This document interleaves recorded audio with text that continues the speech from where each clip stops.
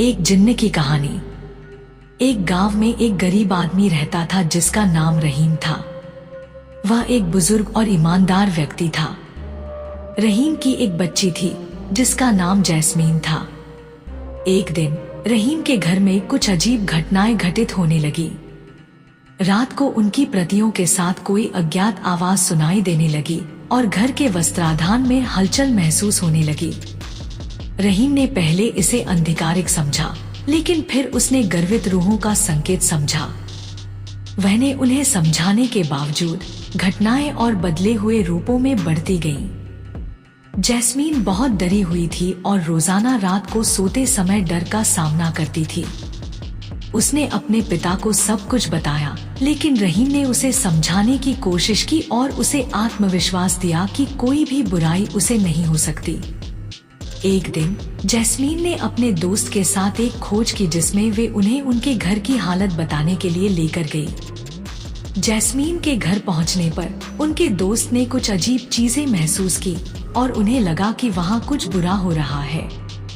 Jasmine और उसके दोस्त ने घर को जांचने का निर्णय किया और वे आंतरिक संकेतों के बारे में जानने के लिए पुराने पड़ोसी से पूछताछ की।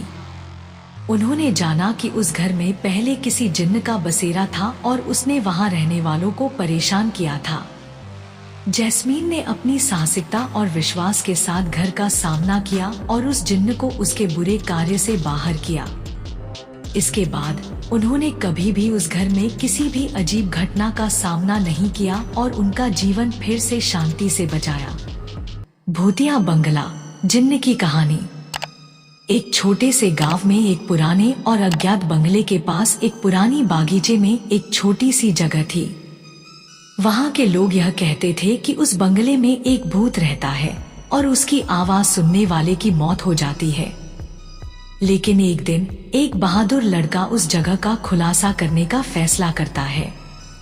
उस लड़के का नाम राजू था और उसने अपने दोस्तों को साथ लेकर उस बंगले की खोज में निकल पड़ा। जब वहां पहुंचे तो उन्हें संजीवनी वातावरण की अद्भुत सुंदरता देखने को मिली, पर वे उस अज्ञात किस्से की खोज में थे जो उनके लिए खतरनाक साबित हो सकता था। बंगले के अंदर जाते ही उन्हें अजीब और डरावनी आवाजें सुनाई देने लगी, पर वे डरने के बजाय आगे बढ़ते गए। धीरे धीरे उनके सामने बंगले का असली राज खुलता गया। एक रात जब राजू और उसके दोस्त बंगले के भीतर घूम रहे थे तो अचानक उन्हें एक अनजान जिन्न की मौजूदगी का आभास हुआ। वह उनके सामने प्रकट हो गया और उन्हें डरावने संकेत देने लगा। राजू और उसके दोस्त डर से कांपने लगे, पर उन्होंने अपनी हिम्मत नहीं हारी। वे मिलकर उस जिन्न के सामने खड़े हो गए और उसे सामने लेकर उनसे लड़ने का निर्णय किया। फिर एक बार उन्होंने उस जिन्न के खिलाफ मिलकर लड़ा, उसे परास्त किया और उस बंगले की भूतिया साक्षात्कार की। वे बंगले से निकलकर जीते और बताया कि वे अब कभी उस जिन्न की कहानियों को भूल नहीं सकते। भूतिया जिन्न। एक छोटे गांव में एक गहरी और अजीब माहौल वाली पुरानी हवेली थी। लोग कहते थे कि उस हवेली में एक भूत बसता है जो रात्रि में अपने डरावने आवाजों के साथ लोगों को परेशान करता है। एक दिन गांव के एक नौजवान युवक ने अपने दोस्तों के साथ हवेली की खोज की। वे सभी एक साथ हवेली में प्रवेश किया, लेकिन उन्हें पता नहीं था कि वहां क्या खतरे छिपे हैं। हवेली में उनके सामने अंधेरा, खिड़कियों से जरा सी रोशनी और दीवारों से उत्तेजना भरी आवाजें थी। उनका दिल धड़कने लगा, लेकिन उनका उत्साह उनके डर को भगाता रहा।